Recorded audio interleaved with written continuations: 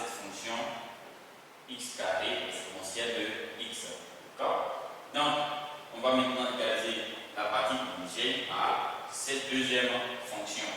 Toujours, nous savons que la solution homogène égale ceci. Et donc, posons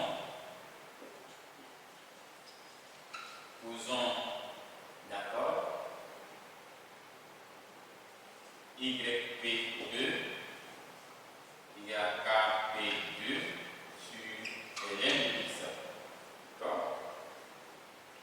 Or, KP2 est la forme C2 de x divisé par A de x, H de x de x. Voilà. Donc nous savons que C2 de x qui représente non seulement 2, A de x qui est égal à L de x. Donc il faut trouver H de x. Et ici, YP, donc on peut maintenant trouver H de x. Et ici, YP2 est le produit de KP2 fois H de x.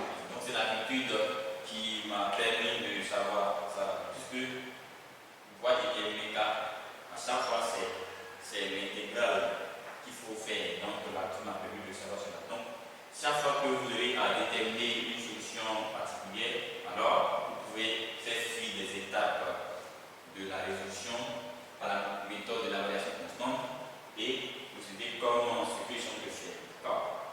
Bien. Donc, si YP2 égale KP2 divisé par A de x, d'accord? Alors, on peut dire que donc H de x comme précédemment égale à bien sûr 1 sur L de x. Voilà, pour ceux qui n'ont pas vu déjà, on a montré ça dans les vidéos précédentes. D'où, si H de x a cette expression, alors on peut calculer exactement KP2 de x. KP2, comment intégrale de la deuxième fonction, donc ici on a C de x égale à x carré exponentielle de x sur L de x divisé par 1 sur L de x de x. Lorsque on simplifie L de x et L de x, il nous reste à déterminer l'intégrale de x carré exponentielle de x de x. Voilà. Et donc, pour trouver la primitive de cette fonction exponentielle, on peut utiliser soit la partie, intégrale sur la partie, ou bien développer une deuxième méthode. Donc, posons que soit une fonction f de x égale à x carré exponentielle de x. D'accord? Et grand f de x a une primitive et grand f de x une de petit f de x. Alors, la primitive grand f de x sera de la forme ax carré plus bx plus c exponentielle de x. Donc, on ne peut pas faire par partie, le plus souvent, vous pouvez procéder ici.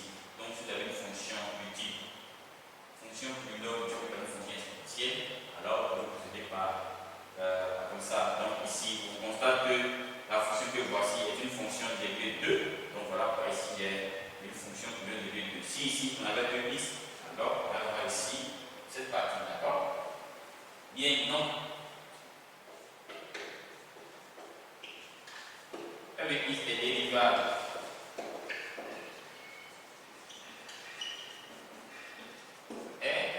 on a trouvé par rapport à ce intervalle là sur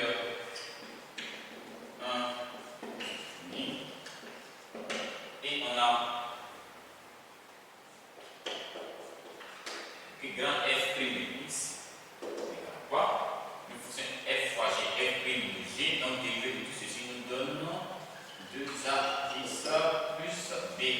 Cela multiplié par exponentielle de x plus dérivé exponentielle de x, ça fait x divisé par ax carré, bx plus c toujours de x. Je mets x en facteur. Et là, ici on me reste a de x carré. Là, j'ai 2ax bx, donc 2ax, donc 2a plus de b facteur de x. Donc ceci et b qui peut se mettre ensemble, d'accord? Il va rester b plus c, plus b plus c, le tout exponentiel de x. D'accord? Bien, ok. C'est ça.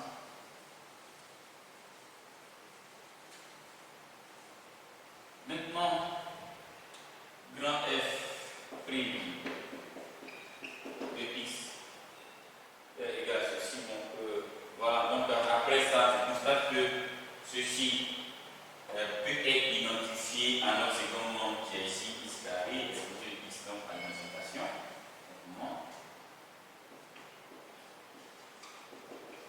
Par identification, on peut écrire que A qui représente une position de x carré égale 1, 2A plus B est nul, donc n'existe pas ici. B plus C est aussi nul. Donc A égale à 1. Si A égale à 1, B sera égal à 2 et C égale à 2. Puisque C ici égale à moins B. C est égal à si le B passe vers moins, donc moins ça fait plus. Donc voici les différentes valeurs A, B et C. Donc une fois ces différentes valeurs trouvées,